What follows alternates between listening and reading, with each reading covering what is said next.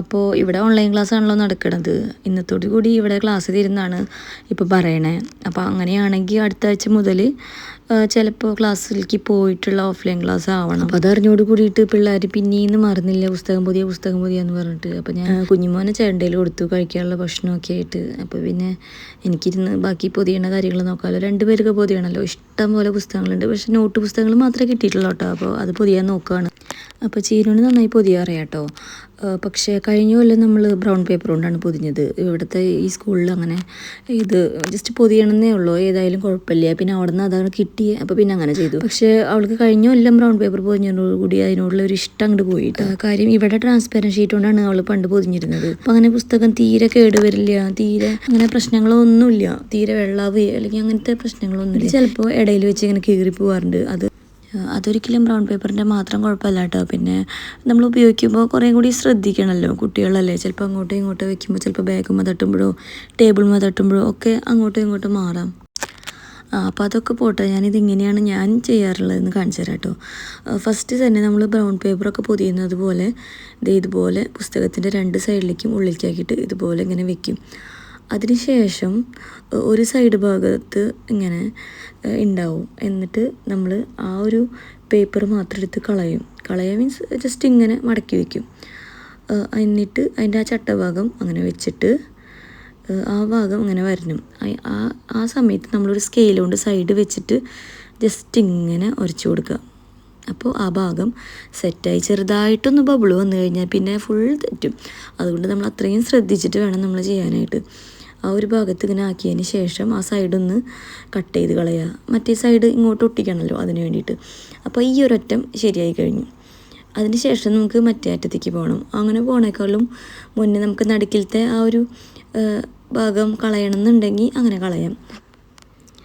എന്നിട്ട് നമ്മൾ പകുതി വരെ അങ്ങനെ ഒട്ടിക്കുമല്ലോ. അതിന് ശേഷം നമ്മൾ പകുതിയിലെ ഭാഗം നമ്മൾ ഇതുപോലെ തന്നെ സ്കെയിൽ വെച്ച് ഇങ്ങനെ പതുക്കെ ഇങ്ങനെ ഉരച്ച് പതുക്കെ ഇങ്ങനെ എടുക്കണം. നല്ല നീറ്റായിട്ട് കിട്ടും. നമുക്ക് നമുക്ക് ബാഗിലിരുന്ന് തന്നെ നമുക്ക് നോക്കാൻ പറ്റും ഏതാ പുസ്തകം എന്നുള്ളത്. അതിനൊക്കെ നല്ലതാണ് കേട്ടോ. എന്നിട്ട് നമുക്ക് ഇതുപോലെ ഇങ്ങനെ ഉരച്ച് പതുക്കെ എടുക്കുക.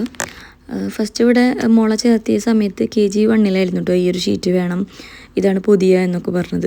അപ്പം നമ്മൾ മേടിച്ചു കൊണ്ടെന്ന് വെച്ചു ഇതെങ്ങനെയാണ് ചെയ്യാന്നൊരു ഐഡിയ ഇല്ല.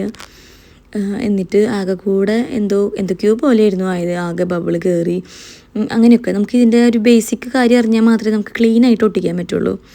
അങ്ങനെ ഒരു 3-4 എണ്ണം ആക്കിയതിന് ശേഷം പിന്നെ ഞാനിങ്ങനെ ഫ്രണ്ട്സിൻ്റെ അടുത്ത് ചോദിച്ചപ്പോഴാണ് ഇങ്ങനെ പറയുന്നത് സ്കെയിൽ വെച്ചിട്ട് ആക്കി കഴിഞ്ഞാൽ നല്ല ആയിട്ട് പറ്റും എന്നുള്ളത്. അങ്ങനെ ഞാൻ സ്കെയിൽ വെച്ച് ട്രൈ ചെയ്തു. നല്ല കിടിലനാക്കി പറ്റി. പിന്നെ നമ്മൾ അറിയാമല്ലോ, ഇപ്പോൾ തന്നെ മോള് പറയുന്നുണ്ട് 40 പുസ്തകം ഉണ്ട് എന്നൊക്കെ. അപ്പോൾ അതിനനുസരിച്ച് ടെസ്റ്റും നോട്ടും ഒക്കെ കാണും. അപ്പോൾ കുറേ ഉണ്ടല്ലോ. അതുകൊണ്ട് തന്നെ ഒരു 2ാം ക്ലാസ്സൊക്കെ തൊട്ട് ഇവിടെ ചേട്ടൻ ചെയ്ത് കൊടുക്കാറുണ്ട്. അപ്പോഴും പൊതിഞ്ഞു കൊടുക്കും. ബാക്കി പേരെഴുതൽ അങ്ങനത്തെ കാര്യങ്ങളൊക്കെ മോളെ ഏൽപ്പിക്കും.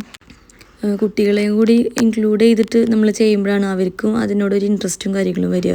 ഇപ്പം തന്നെ ഇത് മേടിച്ച് കൊണ്ടുവന്നതിന് ശേഷം ആക്കെന്ന് കുറേ ആയി പറയുന്നു. പക്ഷേ പുസ്തകം അങ്ങനെയും പുറത്തേക്ക് എടുത്ത് വെച്ച് അങ്ങോട്ടും ഇങ്ങോട്ടും ആയി പോകണ്ടല്ലോ എന്ന് വിചാരിച്ചിട്ട് ഞാൻ അനങ്ങാണ്ടിരുന്നത്. ആ ഒരു 2 ദിവസം മുന്നേ ചെയ്ത് കഴിഞ്ഞാൽ പിന്നെ ഒന്നും ഇല്ലല്ലോ, നമുക്ക് ടൈം ടേബിൾ ഒതുക്കി അതിനനുസരിച്ച് സെറ്റാക്കി വയ്ക്കാം. അങ്ങനെയൊക്കെ പ്ലാൻ ചെയ്തിരിക്കുകയായിരുന്നു. പെട്ടെന്നാണ് ഇപ്പോൾ ഓൺലൈൻ ക്ലാസ് മാറാൻ പോവുകയാണെന്ന് അറിഞ്ഞ്. അപ്പോൾ അത് ഈ ലാസ്റ്റ് ഭാഗം ഇതുപോലെ ആക്കിയിട്ട് ജസ്റ്റ് ഒന്നിങ്ങനെ റബ്ബ് ചെയ്ത് കഴിഞ്ഞാൽ സെറ്റ്. അപ്പോൾ അതൊക്കെ കഴിഞ്ഞതിന് ശേഷം ഞങ്ങളൊരു മൂവിക്ക് പോകാമെന്ന് വിചാരിച്ചു. കുറേ ദിവസമായി വിചാരിക്കണം. വാഴ 2 റിവ്യൂ ഒക്കെ കണ്ടതിന് ശേഷം എങ്ങനെയുണ്ട് നമ്മളിങ്ങനെ പോകണ്ടെന്ന് വിചാരിച്ചാലും അപ്പോൾ ഫോൺ എടുത്ത ആ വാഴ 2നെ പറ്റിയിട്ടും ഒക്കെ ആണല്ലോ കേൾക്കാനുള്ളത്. അപ്പോൾ എന്തായാലും പോകണമെന്ന് വെച്ചാൽ ഇപ്പം നടന്നുള്ളൂ.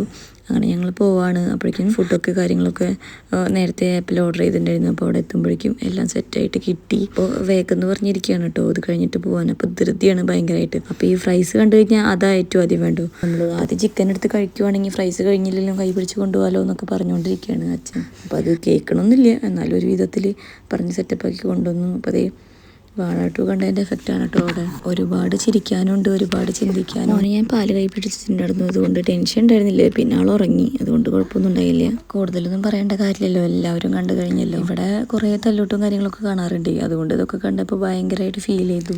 ഇടയ്ക്ക് ആക്ച്വലി ഇങ്ങനത്തെ പടങ്ങളൊക്കെ വരണം. ഇപ്പോഴത്തെ കുട്ടികൾക്ക് റിലേഷൻ്റെ വാല്യൂ അങ്ങനത്തെ പറ്റിയൊന്നും കുറച്ച് അറിവ് കുറവാണല്ലോ.